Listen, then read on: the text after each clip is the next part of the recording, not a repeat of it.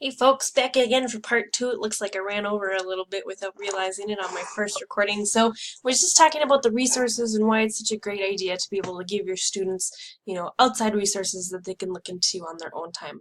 So last couple things, I'll try and be quick here so I'm not taking up too much of your time, is under the practice assignments, I've also included an assessments page.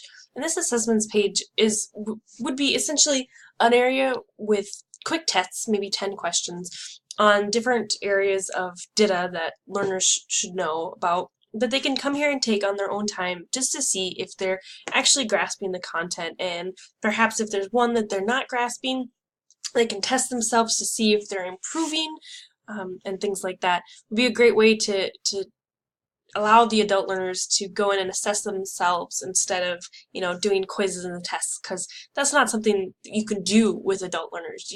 You're paying to take a course. It's not like a traditional college course where you take a quiz and then you either pass or fail. You're going to you're just going to learn the material and hope it sticks.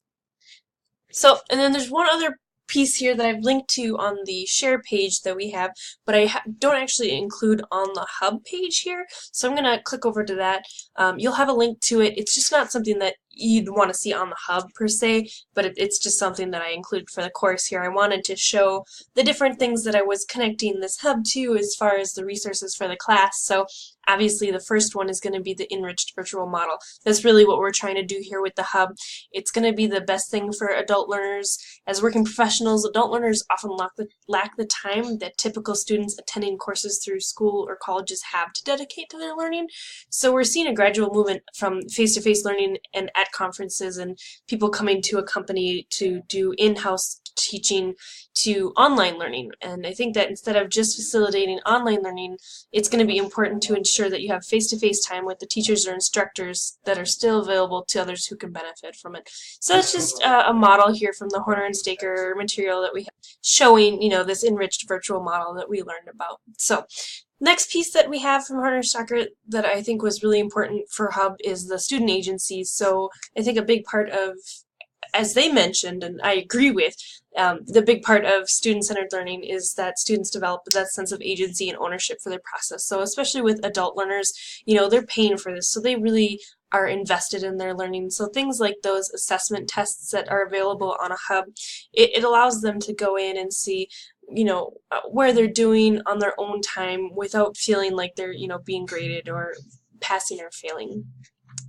Another resource that I used was the Burke 2005, the teaching effectiveness, and this really, again, goes back to the assessments that the self-evaluation in the hub offers, that the learners are able to identify their own weaknesses and strengths and act accordingly with the resources. So say if they said, I'm not really good with this particular piece of data, I can go back and look at the lessons and webinars or talk to some people at the discussion boards and see what they did.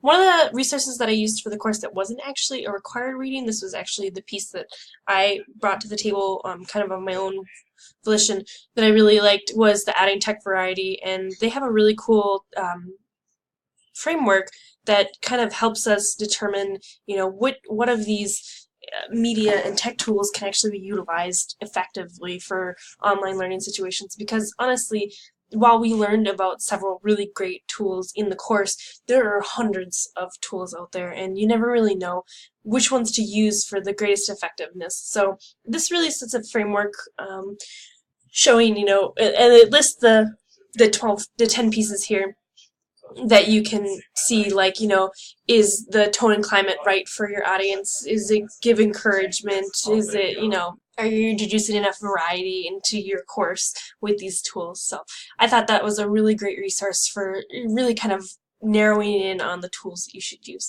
And lastly, my references. So I look forward to hearing from you guys and any feedback that you might have regarding the hub, and thank you.